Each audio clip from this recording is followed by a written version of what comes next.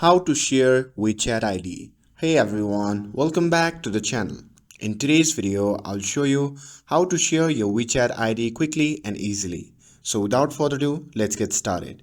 So first, open your WeChat app on your phone and make sure that you're logged into your account. And once you're inside the app, simply tap on your profile icon shown in the bottom right corner of the screen. And once you are in your profile section, simply tap on your WeChat ID shown at the top. And now here in the profile section, simply tap on your WeChat ID again. And now in the new section, simply long press on your ID, and from the pop-up menu that appears, simply tap on copy. And once you have copied your ID, you can simply paste it to any social handles and share it with your friends. And that's how you can share WeChat ID. With this, if you found this video helpful, then don't forget to like, share and subscribe to get updated for more videos.